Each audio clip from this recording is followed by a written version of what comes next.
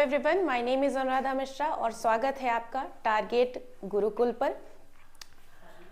आप लोग university entrance test की तैयारी कर रहे हैं और आपको पता है लैंग्वेज आती है, इंग्लिश आपको पढ़नी है, तो मैं इस बैच में आपको इंग्लिश पढ़ाने वाली हूँ। इन क्लासेस में आप मुझसे इंग्लिश पढ़ेंगे, ठीक है।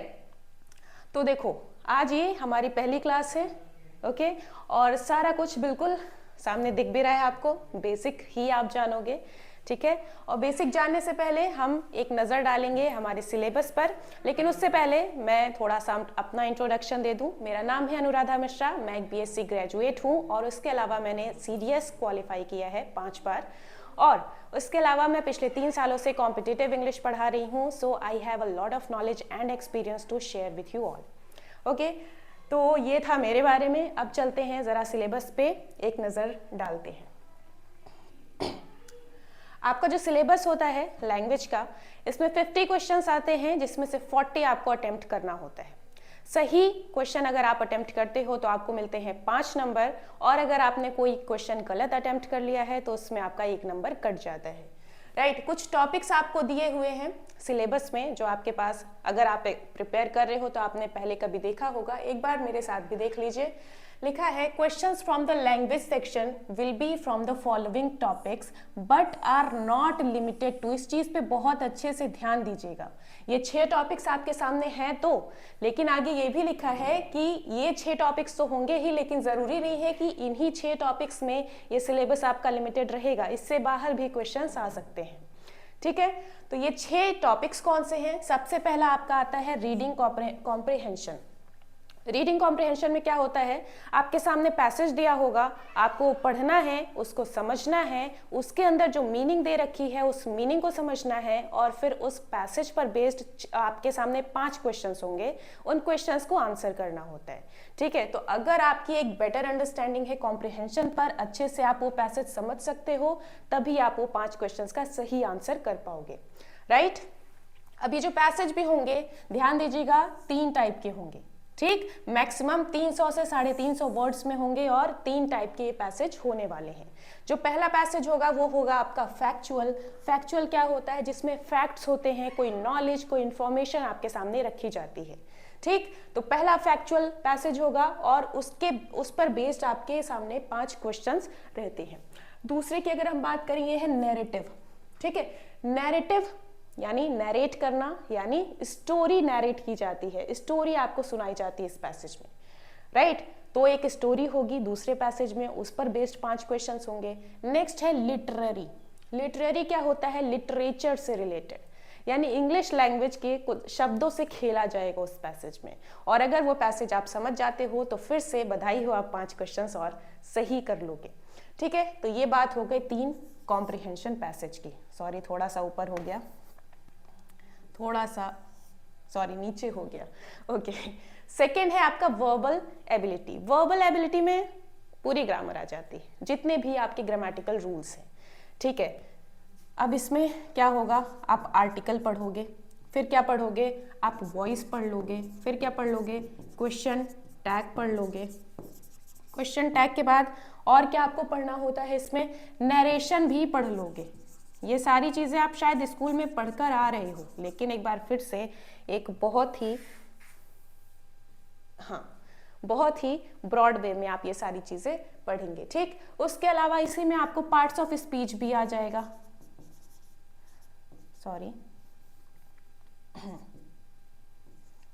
सॉरी भैया, तुम्हारी टीचर नहीं है अभी। पार्ट्स ऑफ स्पीच भी इसी के अंदर आ जाएगा। फिर एरर डिटेक्शन आपने सुना होगा, वो भी सब इसी में आ जाएगा। सेंटेंस इंप्रूवमेंट कभी सुना होगा, वो भी इसी में आ जाएगा, ठीक है। आर्टिकल मिट गया इधर से, ठीक।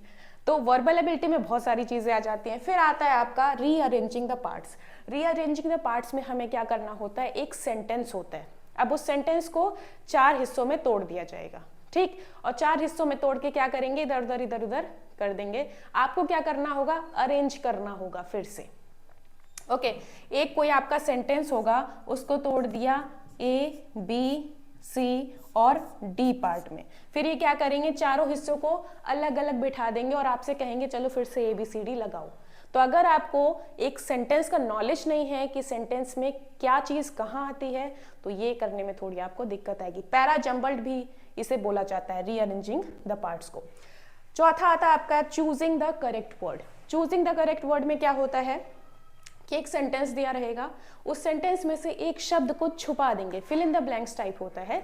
आपके सामने 4 ऑप्शंस होते हैं और आपसे कहता है बताओ उन चारों में से कौन सा सबसे ज्यादा सूट करता है इस फिल इन द ब्लैंक वाले पोर्शन में। ओके, ये हो गया चौथा। पांचवें में आपका आता है synonym and antonym. Synonym antonym पढ़ते आ रहे हो, पर्यायवाची और विलोम शब्द, ठीक, तो वोकैबुलरी का ही पार्ट है। और छठा आपका आता है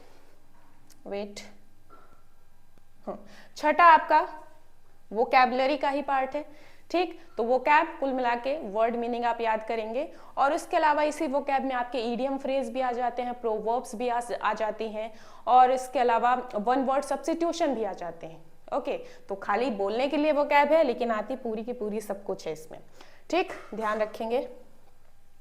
तो ये आपके 6 मेजर टॉपिक हैं जो आपको तैयार करने हैं, और कुल मिला के ये 6 मेजर टॉपिक्स के पीछे पूरी ग्रामर है जो आपको तैयार करनी है।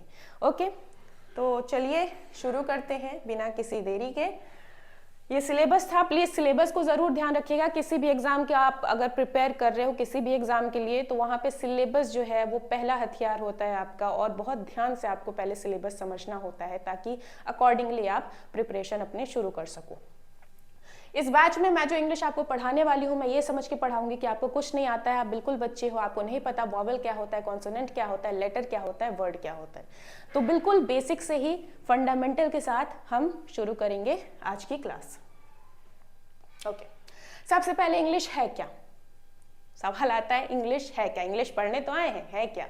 हिंदी में इंग्लिश को क्या बोलते हैं? अंग्रेजी। अंग्रेजी एक भाषा है ना, कम्युनिकेशन का एक माध्यम है। आपको अपने जो भी अंदर के इमोशंस हैं, भाव हैं, उन्हें एक्सप्रेस करना है, तो आप कैसे कम्युनिकेट करोगे? लैंग्वेज के थ्रू। जैसे आप हिंदी में बोलते हो, जब तक आप वो लैंग्वेज अपने मुंह से निकालोगे नहीं, तब तक सामने वाले को समझ नहीं आएगा। तो इंग्लिश भी एक क्या है? लैंग्वेज है, ठीक है। लैंग्वेज के अलावा और क्या है? विषय भी है, हम पढ़ते हैं भाई। जैसे हिंदी हमारी एक भाषा है, साथ ही साथ हिंदी एक विषय भी है जिसे हम पढ़ते हैं, है ना। लैंग्वेज में ही तो आप पढ़ रहे हो। ओके, तो इंग्लिश जो है एक लैंग्वेज है, भाषा है। और अगर पार्ट्स ऑफ स्पीच में बात करूं तो इंग्लिश एक नाउन है, साथ ही साथ एक एडजेक्टिव है। Now you will ask what is parts of speech? Parts of speech होता क्या है? स्पीच के पार्ट्स, यानी एक स्टेटमेंट है, एक सेंटेंस है, उसके जो पार्ट्स होंगे उन्हें हम बोलते हैं parts of speech, right. Noun क्या होता है? नाउन मतलब बिल्कुल बेसिक चीज, नाउन मतलब नेम। किसी का भी नाम ही क्या है? नाउन है। ये मेरे हाथ में कुछ है, इसको बोलते हैं मार्कर, नाउन, ठीक है। कोई चीज जो एग्जिस्ट कर रही है, जिसका कोई नाम है, वो क्या है? नाउन है। मेरे हाथ में ये कुछ है, एग्जिस्ट करता है, नाम क्या है? वॉच, ठीक है। तो ये क्या हो गई? नाउन हो गई। आपके सामने मैं हूं, मैं एग्जिस्ट करती हूं, मेरा नाम है अनुराधा मिश्रा, अनुराधा मिश्रा क्या हो गया? नाउन हो गया, ठीक है। तो ऐसे ही इंग्लिश एक लैंग्वेज का नाम है, एक सब्जेक्ट का नाम है, इसलिए इंग्लिश क्या है? एक नाउन है। Okay, example, I can speak English fluently. I can speak what? English. कैसे? फ्लुएंटली, ठीक है। तो इंग्लिश एक भाषा है, एक लैंग्वेज है, तो इंग्लिश क्या हो गया? नाउन हो गया। Next, what is an adjective? Adjective क्या होता है? एडजेक्टिव विशेषता बताता है। क्या? विशेषता बताता है, यानी कि क्वालिफाई करता है। किसे क्वालिफाई करेगा? नाउन को और नाउन की जगह लेने वाले प्रोनाउन को। ओके, नाउन और प्रोनाउन के लिए परेशान आप नहीं रहेंगे, क्योंकि मैं सारा कुछ आपको पढ़ाऊंगी। बस यहाँ एक टर्म बस याद रखिए कि एक चीज नाउन होती है, नाउन मतलब नाम, और जो नाउन को रिप्लेस कर दे वो होता है प्रोनाउन। और नाउन और प्रोनाउन की विशेषता जो बताएगा वो होगा एडजेक्टिव। तो इंग्लिश आपका एक एडजेक्टिव भी है। कैसे है? तो देखो, this is an English novel. मैं क्या कह रही हूं? This is an English novel. Novel एक जॉनर है बुक का, ठीक है। बुक का एक जॉनर है, जॉनर का नाम है नॉवेल, ठीक, तो नॉवल आपका क्या हो गया, नाउन हो गया। और वो नॉवल है कैसी, नॉवल की विशेषता क्या है कि वो है इंग्लिश में, तो इंग्लिश यहाँ पे क्या हो गया, एडजेक्टिव हो गया। सेम शब्द है लेकिन एक जगह नाउन का काम करता है, दूसरी जगह ये एडजेक्टिव का काम करता है। ठीक, ये हो गया आपका इंग्लिश के बारे में बेसिक चीज। अब उसी इंग्लिश के आगे अगर आप आर्टिकल द लगा देते हो, आप कहोगे आर्टिकल क्या आ गया भाई, आर्टिकल बस इतना समझिएगा, जब हम पढ़ेंगे तो समझ आ जाएगा बाकी चीजें। आर्टिकल आपकी दो टाइप की होती हैं, कौन कौन सी, डेफिनेट और इनडेफिनेट। डेफिनेट आर्टिकल होता है द, इनडेफिनेट होता है ए और एन। ओके, इनके भी रूल्स होते हैं कि कहाँ पे द आएगा, कहाँ पे ए आएगा, कहाँ पे एन आएगा। ध्यान बस इतना रखेंगे, किसी भी लैंग्वेज के नाम के साथ अगर हम द लगा देते हैं तो उसका मतलब होता है कि वो लैंग्वेज जहां बोली जाती है वहां पे रहने वाले लोग। फॉर एग्जाम्पल मैं बोलती हूँ द इंग्लिश, इंग्लिश कहाँ से है, इंग्लैंड से, राइट। तो इंग्लिश कहाँ बोली जाएगी, इंग्लैंड में बोली जाएगी। द इंग्लिश मतलब इंग्लैंड के लोग।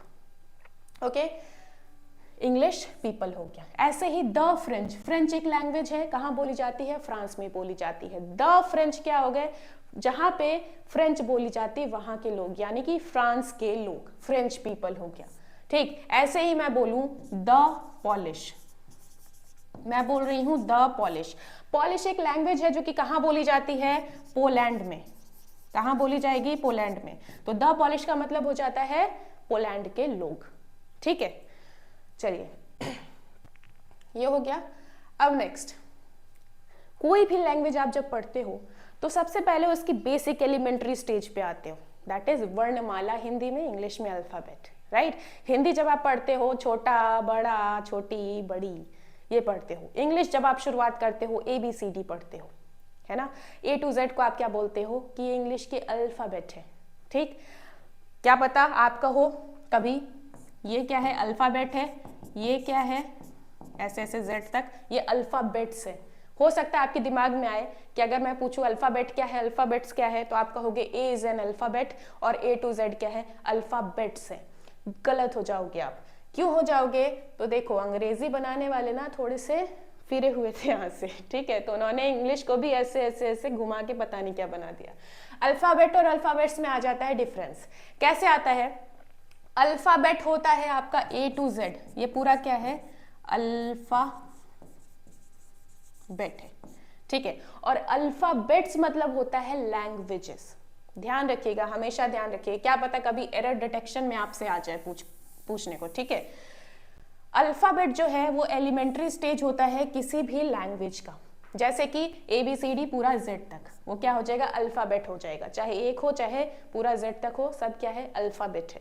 ठीक, जैसे अगर आपके सामने एक क्वेश्चन हो, my son knows the alphabets of English, मेरा जो बेटा है वो इंग्लिश की अल्फाबेट्स जानता है। अल्फाबेट्स गलत हो जाएगा, अल्फाबेट्स मतलब लैंग्वेजेस। अब इंग्लिश की भी लैंग्वेजेस होने लगी हैं क्या, नहीं। क्या करेंगे, my son knows the alphabet of English, not alphabets. यहाँ कहने का मतलब यही कि मेरा बच्चा जो है वो A to Z जानता है। ठीक है, A to Z जानता है, इसलिए अल्फाबेट होगा, अल्फाबेट्स नहीं होगा। ठीक, ये वाला आपका गलत था, ये वाला आपका सही है। ओके, अल्फाबेट्स का मतलब लैंग्वेजेस। अब इसका भी एक एग्जांपल देखिएगा, लिखा है Raju knows many alphabets. Raju knows, Raju जानता है कई अल्फाबेट्स यानी कई लैंग्वेजेस, तो इसलिए राजू क्या है, पॉलीग्लॉट है। वन वर्ड सब्स्टिट्यूशन है। पॉलीग्लॉट क्या होता है कि ऐसा व्यक्ति जो कई लैंग्वेजेस जाने, वो क्या है, पॉलीग्लॉट होता है। ध्यान रखिएगा, नोट कर लीजिएगा, पॉलीग्लॉट कौन होता है, ऐसा व्यक्ति जो ढेर सारी लैंग्वेजेस जानता है। ठीक, तो अल्फाबेट्स का यूज किस तरह करेंगे, जरा एक बार ध्यान से देख लीजिएगा। अल्फाबेट और अल्फाबेट्स का डिफरेंस ये था। नेक्स्ट, अब देखिए इंग्लिश की ही अल्फाबेट की हम बात कर लेते हैं। A to Z क्या होता है, ABCD EFG, बचपन से पढ़ा हुआ है, बहुत रट्टे मारे हुए हैं। ओके, तो एक बार फिर से पढ़ेंगे, हम सारा कुछ फिर से पढ़ेंगे। आपको पता है इंग्लिश में A to Z आपकी अल्फाबेट है, उसके बाद उसी में कुछ वॉवेल होते हैं, उसी में कुछ कॉन्सोनेंट होते हैं। अगर मैं अभी आपसे पूछ लूं कि वॉवेल क्या होते हैं, आप ऐसे नहीं बताओगे कि A-E-I-O-U हमारा क्या है, वॉवेल है, बाकी सारा कॉन्सोनेंट है। ठीक है, मैं आपसे पूछूं A-E-I-O-U वॉवेल है क्यों, किस हिसाब से हम कहते हैं कि ये वॉवेल है या ये कॉन्सोनेंट है, ये आपको पता होना चाहिए। ठीक है, तो ध्यान दीजिएगा ABCD आपको पता है Z तक, उसमें से AEIOU जो है वो आपके वॉवेल होते हैं, बाकी सारे क्या हैं, कॉन्सोनेंट्स हैं। तो हम वॉवेल किस हिसाब से बोलते हैं तो मैं बताती हूँ। देखो, जब भी आप किसी अल्फाबेट को अपने मुंह से निकाल रहे हो, किसी लेटर को मुंह से निकाल रहे हो, तो जब भी आप बोलते हो तो यहाँ जरा हाथ लेके आओ, आपको पता चलेगा हवा अंदर से आती है बाहर। ठीक, हवा क्या कर रही है, अंदर से बाहर आ रही है जब आप बोल रहे हो तो अगर ये हवा बिना रुके बाहर आ गई, किसी लेटर को बोलने में ये हवा अगर बिना रुके बाहर आ गई तो वो है वॉवेल। ठीक है, और अगर थोड़ा सा भी ऑब्स्ट्रक्शन हुआ वो हो जाएगा कॉन्सोनेंट। आप बोलो ए आपने बोला यहां से सीधे बाहर, होठ कहीं नहीं मिले, दांत कहीं नहीं मिले, जीभ कहीं नहीं टकराई, ए आपने बोला और सीधे बाहर। EIOU, कहीं होठ नहीं मिले, कहीं दांत नहीं मिले, कहीं जीभ कहीं नहीं टकराई, यानी कि गले से सीधे हवा बाहर। ठीक है, उन्हें हम बोलते हैं क्या, वॉवेल। एक बार आप बोल के ट्राई कर लीजिएगा खुद से, फिर बताइएगा। ओके, कॉन्सोनेंट क्या होते हैं, बी बोलो, बी होठ बंद हुए, हवा रुकी। ठीक है, सी में क्या हुआ, जीभ टकराई। एक बार सारा बोल के देख लीजिएगा। अच्छा, कुछ कॉन्सेप्ट्स और है इंग्लिश के जिसमें बोला जाता है कि आपका जो वाई है ना, वाई आपका वॉवेल भी है, कॉन्सोनेंट भी है। सेमी वॉवेल बोलते हैं वाई को। क्यों, क्योंकि आप बोलो वाई में क्या होता है, होठ पूरे नहीं बंद होते हैं, लेकिन यहाँ साइड से बंद हो जाएंगे। ठीक है, वो कुछ अलग कॉन्सेप्ट होते हैं, लेकिन आप अपने स्कूल वाले कॉन्सेप्ट से ही टिके रहिएगा। AEIOU को ही हम वॉवेल मानेंगे, बाकी सारा हम कॉन्सोनेंट मानेंगे। ठीक है, अब आते हैं अल्फाबेट और अल्फाबेट्स के बाद हम बात करेंगे लेटर और लेटर्स की। लेटर और लेटर्स, इनमें क्या डिफरेंस होता है, तो देखो भैया, लेटर अक्षर, पत्र, आप मीनिंग जानते हो इसकी। ठीक है, ये जो लेटर है, लेटर का एक मीनिंग क्या होता है, अक्षर। अल्फाबेट क्या हुआ, A to Z। इसी अल्फाबेट्स में से मैंने एक निकाल दिया, ये क्या हो गया, A एक लेटर है। ठीक है, A क्या हो गया, लेटर हो गया। तो लेटर क्या है, अक्षर। दूसरा मैं कह रही हूं पत्र, पत्र को भी तो आप लेटर ही बोलते हो, प्रेम पत्र लिखते हो, लेटर ही तो है। ठीक है, तो लेटर टू और फ्रॉम वाला जो आपका पत्र होता है वही हो गया लेटर। ठीक, अब इसी को आप प्लूरल बना दो। प्लूरल बनाने के लिए क्या करते हैं, यूजुअली हम कोई भी शब्द है उसके आगे एस लगा देते हैं, प्लूरल बन जाता है। ठीक, तो इसी लेटर का जब हम लेटर्स करते हैं तो क्या बनता है आपका, ये जैसे ए था वैसे हमने ABCD, ये 4 लेटर्स हो गए। ठीक है, वहां ए एक लेटर था, यहाँ पे चारों लेटर्स हो गए। ठीक है, दूसरा मीनिंग, पत्र अगर प्लूरल हो, आपके सामने 4 पत्र रखे हैं, वो क्या हो गए, 4 लेटर्स हो गए। ठीक, तो लेटर्स का भी ये प्लूरल हो जाएगा। फिर तीसरा आप मीनिंग यहाँ देखोगे जो कि वहां आपको नहीं दिखा, वो क्या है, नॉलेज या लिटरेचर। नॉलेज और लिटरेचर मतलब क्या, या तो ज्ञान होगा या फिर साहित्य होगा। ज्ञान या साहित्य लेटर्स का मीनिंग है। ठीक, अब इसी पे बेस्ड आपका एक ईडियम आता है, अ मैन ऑफ लेटर्स। ध्यान रखिएगा, कभी भी अ मैन ऑफ लेटर नहीं होगा, लेटर्स होगा, क्योंकि ज्ञान और साहित्य सिर्फ और सिर्फ लेटर्स में आता है। ठीक है, तो ये क्या है, Ram is a man of letter, ना जी, Ram is a man of letters, ये होगा आपका सही। तो क्या पता कभी एरर डिटेक्शन में आ जाए, या फिर क्या पता आपको ये चूज द वर्ड में आ जाए, ऐसे लेटर वाली जगह पे स्पेस कर दे और आपके सामने ऑप्शन दे, तो फिर आप क्या चूज करोगे, डिपेंड करता है।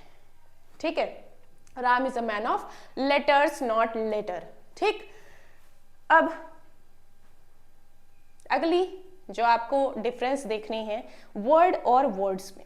वर्ड और वर्ड्स, वर्ड मतलब पढ़ा होगा शब्द, राइट। लेटर्स को मिला दो, एक अरेंजमेंट बनाओ जिसमें कुछ मीनिंग निकले, वही क्या है, वर्ड है। ठीक है, अब ऐसे लिखने को तो हम अलग अलग सबको लिखते हैं, जी अलग हो गया, ओ अलग हो गया, डी अलग हो गया।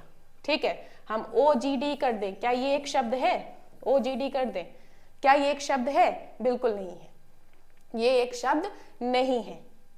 ठीक है, क्या होगा कि मीनिंग निकलनी चाहिए, तभी आपका वो शब्द बनेगा।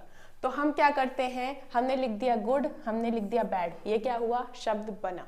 ठीक है, तो वर्ड की जो पहली मीनिंग है वो है शब्द, क्या है, शब्द।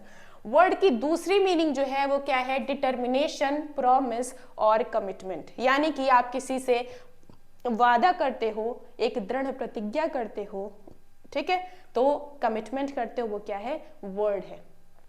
क्या होगा, वर्ड होगा। तीसरा मीनिंग क्या है, मैसेज यानी संदेश।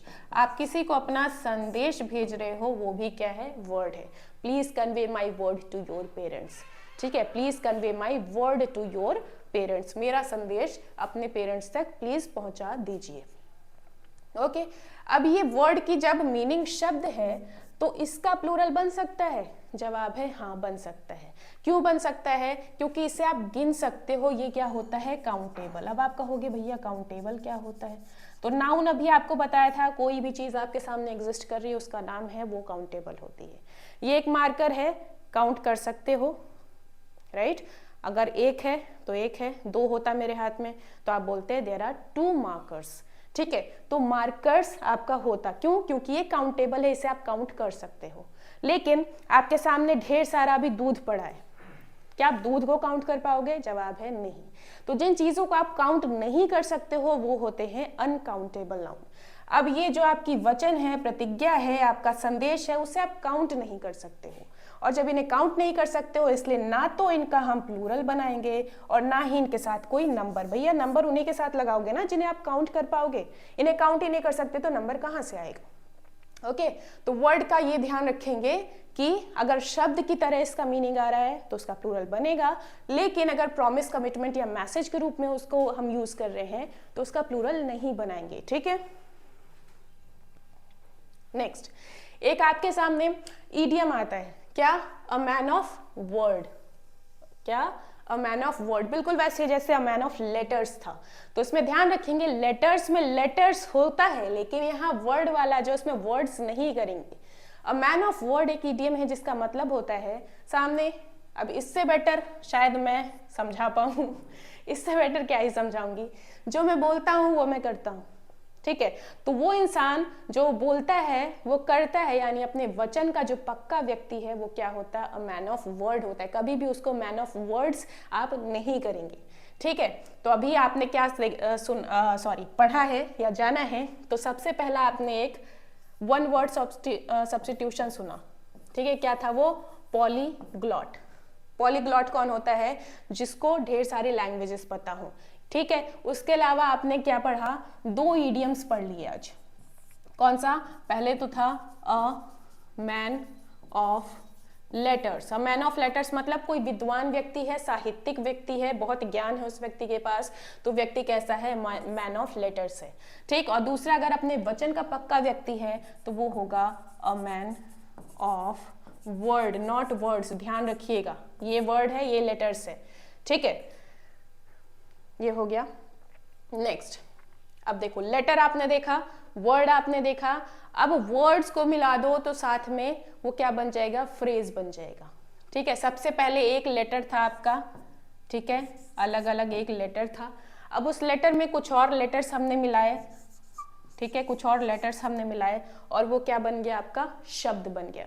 अब शब्द में कुछ और शब्द मिलाएंगे तो अगली जो स्ट्रक्चर होगी वो होगी फ्रेज, ठीक है। फ्रेज होता क्या है, a group of words that work together to make meaning. Meaning तो निकलेगी बट कंप्लीट सेंटेंस नहीं बनेगा। नाउ कंप्लीट सेंटेंस क्या होता है, तो एक सेंटेंस में जब सब्जेक्ट हो, ठीक है, फिर रुक जाओ, एक कंप्लीट सेंटेंस कैसे बनता है, अरे भाई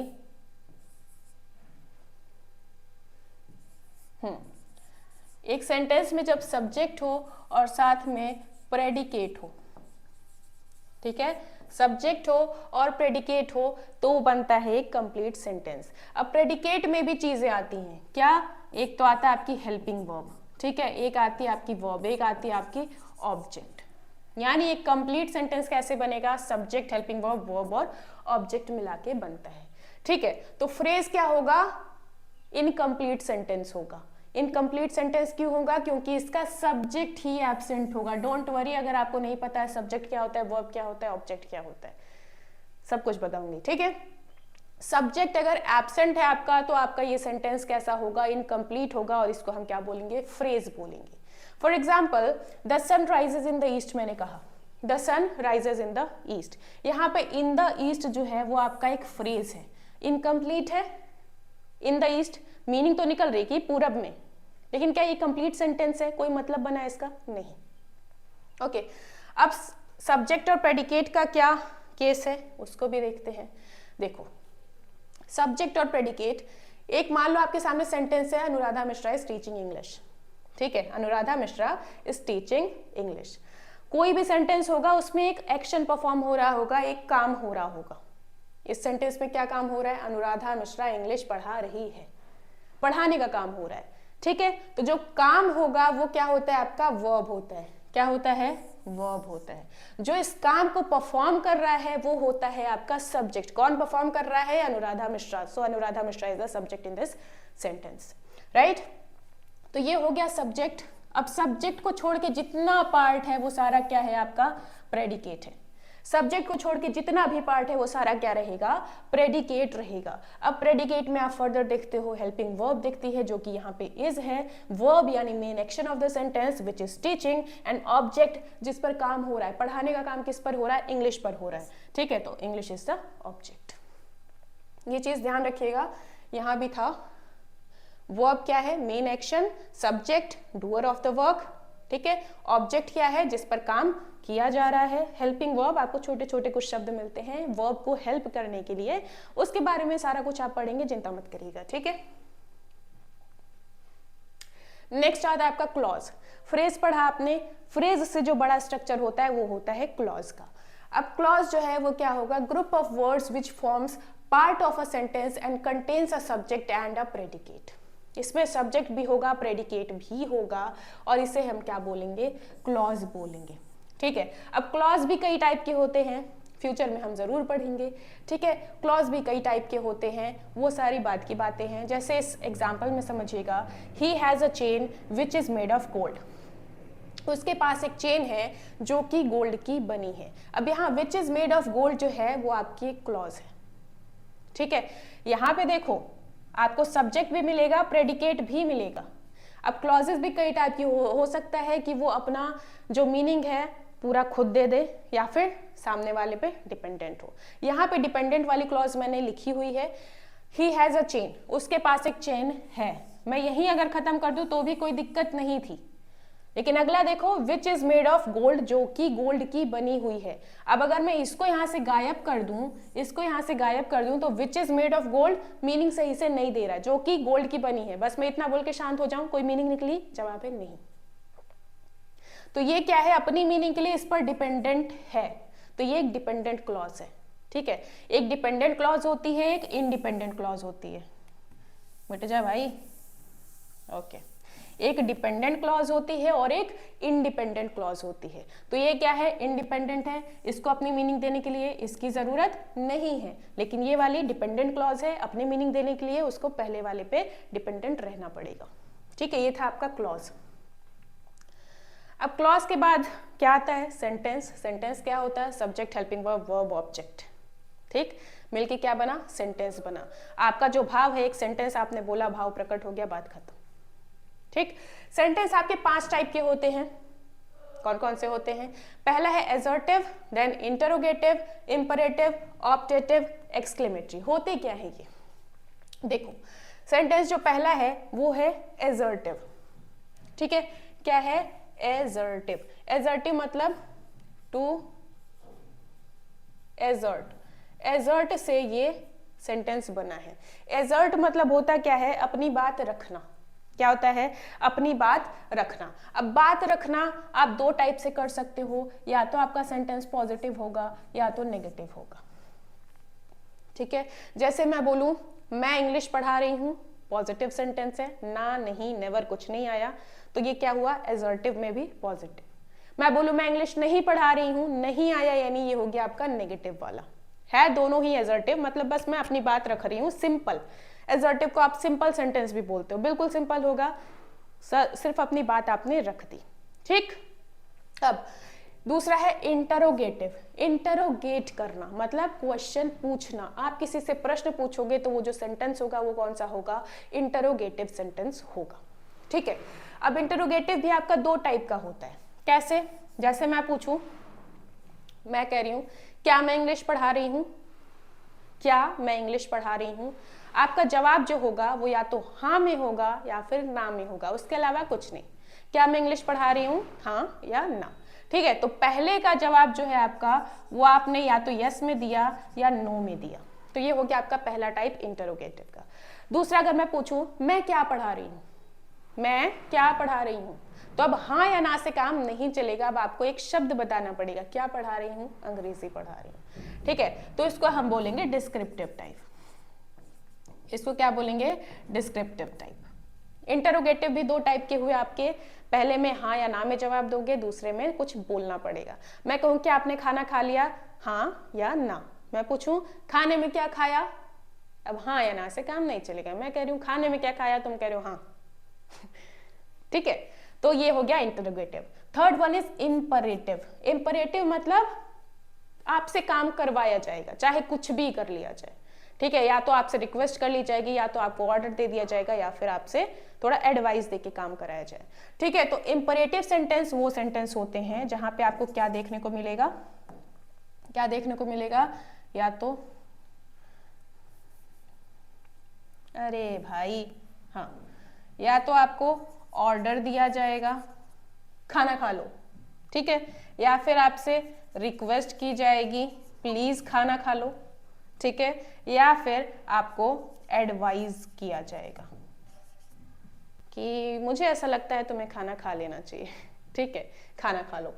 ये भी हो गया एडवाइस। तो ऑर्डर, रिक्वेस्ट और एडवाइस के थ्रू जब आपसे काम करवाया जाएगा वो सेंटेंसेस क्या होंगे, इंपरेटिव सेंटेंस।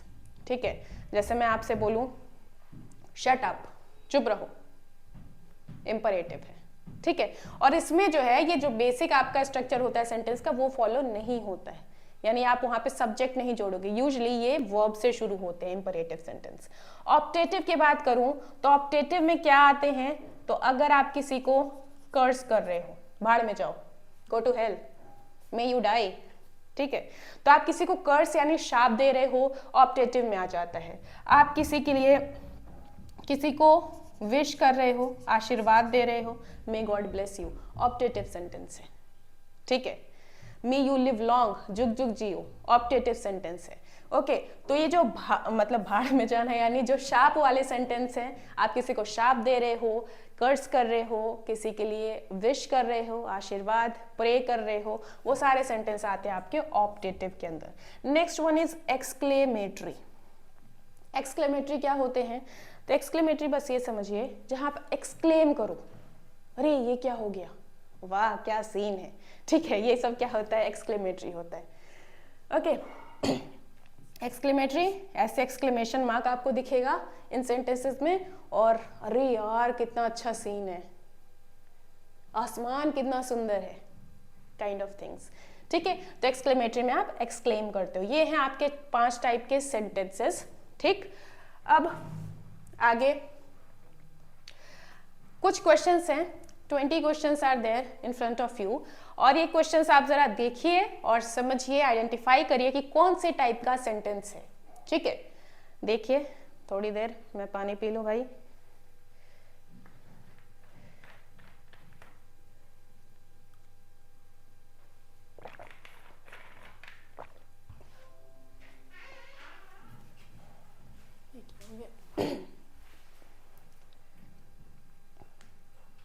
अच्छा, मेरे से हिल गया क्या?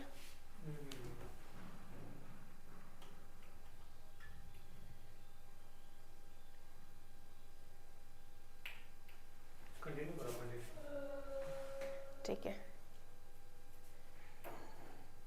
ओके, पहला क्वेश्चन है please shut the Windows and doors. जहां पे प्लीज लग गया यानी कि रिक्वेस्ट हो रही है, और रिक्वेस्ट कहाँ हो रही थी, इंपरेटिव सेंटेंस में। ठीक है, तो नोट कर लेंगे ये क्या है, आपका इंपरेटिव है। ठीक, इंपरेटिव सेंटेंस है। Do you like chocolate pastries, क्या आपको चॉकलेट पेस्ट्रीज पसंद है, क्या आपको पसंद है, क्वेश्चन पूछा गया, तो ये क्या है आपका इंटरोगेटिव है। ओके, ये क्या है, इंटरोगेटिव है। My name is Astrid cracy, भाई बड़ा अंग्रेज नाम है, my name is Astrid cracy. ठीक है, तो यहाँ पे बस नाम बताया गया, कोई बात एजर्ट की गई है, तो ये क्या हो गया, एजर्टिव। ठीक है, क्या है ये, एजर्टिव है, और एजर्टिव में भी पूछूं कौन सा है, पॉजिटिव या नेगेटिव, तो पॉजिटिव है। वेयर आर यू गोइंग, आप कहाँ जा रहे हैं, क्वेश्चन पूछा, ये क्या हो गया, वापस से इंटरोगेटिव हो गया। ठीक, सच अ ब्यूटीफुल प्लेस, कितना सुंदर जगह है, कितनी सुंदर जगह है, आप आश्चर्य कर रहे हो, वंडर कर रहे हो, एक्सक्लेम कर रहे हो। सो एक्सक्लेमेशन मार्क भी दिख रहा है आपको, ये क्या हो गया, एक्सक्लेमेटरी। क्या हो गया, exclamatory. Go and try this new flavour, जाओ और ट्राई करो इस नए फ्लेवर को। वर्ब से शुरू कौन सी होती है, इंपरेटिव। ठीक है, कौन से शुरू होती है, ओ भाई लिख दे, हाँ, इम्परेटिव। ठीक है, इंपरेटिव में क्या होता है, रिक्वेस्ट होता है, ऑर्डर होता है, एडवाइस होता है। टुडे इज मंडे, सिर्फ मैंने एक फैक्ट बोला, एक बात बोली, कौन सी है, एजर्टिव है। ठीक, एजर्टिव है। Next, please clean your cupboard today. Cupboard मतलब क्या होती है, अलमारी। प्लीज रिक्वेस्ट कहाँ होती है, इंपरेटिव में होती है। कहाँ होती है, इंपरेटिव में होती है। Next, turn off all the lights and fans when you leave the room. जब आप रूम से बाहर जाएं तो सारे लाइट्स और फैंस को टर्न ऑफ करें। टर्न ऑफ मतलब बंद कर देना। ठीक है, टर्न ऑफ वर्ब से शुरू है और कहीं ना कहीं आपको ऑर्डर या एडवाइस दिया जा रहा है, तो ये क्या हो जाएगा, वापस से इंपरेटिव। सॉरी, मेरा आई थोड़ा सा कैजुअल है। मे आई कम इन, क्या मैं अंदर आ सकती हूँ, मे आई कम इन। तो प्रश्न पूछा जा रहा है, क्या हो जाएगा, इंटरोगेटिव। क्या हो जाएगा, इंटरोगेटिव। ये हो गया। चलिए 10 क्वेश्चंस आई होप समझ आए होंगे। फिर अगले 10 क्वेश्चंस हम देखते हैं। How would you like your coffee, प्रश्न पूछा जा रहा है, तो क्या हो जाएगा, इंटरोगेटिव हो जाएगा। फिर से, I love reading story books, मुझे कहानी की किताबें पढ़ना पसंद है। मुझे कहानियां पढ़ना पसंद है। तभी तो सीयूटी की तैयारी कर रहे हो, थोड़ा एकेडमी वाली बुक्स भी पढ़नी चाहिए। I love reading story books, तो ये क्या हो जाएगा आपका, एजर्टिव। सिर्फ एक बात एजर्ट की गई है, बोली गई है, एजर्टिव हो गया। नेवर टेल लाइज, झूठ कभी मत बोलो। नेवर मतलब कभी नहीं। ठीक है, टेल लाई मतलब झूठ बोलना, तो यानी झूठ कभी मत बोलो। तो ये आपको कहीं ना कहीं एक एडवाइस दी जा रही है। एडवाइस कहाँ दी जाती है, इंपरेटिव में। ठीक है, इंपरेटिव में। चलिए, the earth revolves around the sun, पृथ्वी सूरज के चारों ओर चक्कर लगाती है। सिर्फ एक फैक्ट आपके सामने रखा गया, बात कही गई, सिंपली क्या हो जाएगा, एजर्टिव हो जाएगा। ठीक है, क्या हो गया, assertive. Alas we lost the trophy, अरे यार हम ट्रॉफी हार गए। ओके, तो ये क्या है, एक्सक्लेम किया जा रहा है, अपने भावों को कुछ ज्यादा प्रकट किया जा रहा है, तो ये क्या हो गया, एक्सक्लेमेटरी हो गया। ठीक है, क्या हुआ, exclamatory. Hurray we won the competition, खुशी दिखाई जा रही है अलास और हुर्रे से, ये क्या हो गया, फिर से एक्सक्लेमेटरी ही हो गया। Asia is the largest continent, Asia सबसे बड़ा कॉन्टिनेंट है। एक फैक्ट बताया गया, एजर्ट की गई बात, तो ये क्या हो गया आपका, एजर्टिव हो गया। क्या हुआ, एजर्टिव हो गया। ऑलवेज रिस्पेक्ट योर एल्डर्स, हमेशा अपने एल्डर्स की, बड़ों की रिस्पेक्ट करो। ठीक है, तो ये आपको कहीं ना कहीं ऑर्डर या एडवाइस है, तो ये क्या हो जाएगा आपका, इंपरेटिव। ठीक है, इंपरेटिव हो जाएगा। Do you know where Peter lives, क्या आपको पता है पीटर कहाँ रहता है, इंटरोगेटिव, क्वेश्चन पूछा जा रहा है, हाँ या ना। ठीक है, तो ये क्या हो जाएगा, interrogative. Okay, next one, get out of the classroom, classroom से बाहर चले जाओ। ठीक है, क्लासरूम से बाहर चले जाओ, तो ये क्या हो जाएगा, इंपरेटिव, ऑर्डर दिया जा रहा है। ओके, ये हो गया।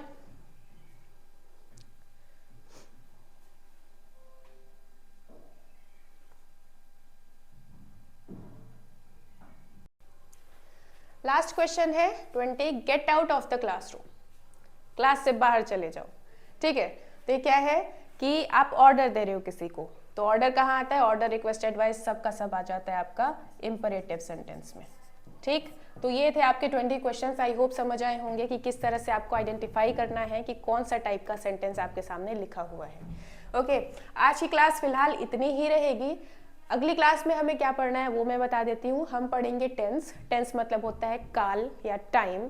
अब कोई भी स्टेटमेंट आप देते हो, कोई भी सेंटेंस आप बोलते हो, तो तीन पॉसिबिलिटी है, या तो वो प्रेजेंट की होगी, या फिर बीते हुए टाइम की होगी, या फिर आने वाले टाइम की होगी, राइट। यानी कि जो टेंस होगा आपका तीन टाइप का होगा, प्रेजेंट, पास्ट या फ्यूचर, वर्तमान, बीता हुआ कल या आने वाला कल। अब यही जो तीन टेंस हैं, फर्दर वो सब डिवाइड होते हैं चार पार्ट्स में। तो फिलहाल ये सारी चीज़ें हम करेंगे नेक्स्ट क्लास में। और उसके अलावा नेक्स्ट क्लास से पहले आप एक चीज़ और ध्यान रखिएगा, एक पीडीएफ आपको शेयर की जाएगी वर्ब फॉर्म्स की, ठीक है। तो उसको एक बार देख लीजिएगा, उसको पढ़ते रहिएगा, बहुत इंपॉर्टेंट होगा टेंस पढ़ते टाइम, ठीक। अब अगली इंपॉर्टेंट चीज़, अगर ये क्लासेस आपको पसंद आ रही हैं तो मैं आपको पढ़ाऊंगी टारगेट गुरुकुल पर। और इसके लिए आपको करना क्या है, सबसे पहले तो इंस्टॉल कर लेना है टारगेट गुरुकुल ऐप को, और यहाँ पे आप कोर्स अपना चूज कर लीजिएगा और यहाँ आप मेरी क्लासेस ले सकते हैं। रेगुलर क्लासेस होंगी और बहुत अच्छे से आपको समझ आएगा, ठीक है। और अगर ये क्लास आपको पसंद आई है तो वीडियो को लाइक कर दीजिएगा, सब्सक्राइब कर लीजिएगा टारगेट गुरुकुल को, और साथ ही साथ अपना फीडबैक जरूर दीजिएगा कमेंट सेक्शन में। चलिए।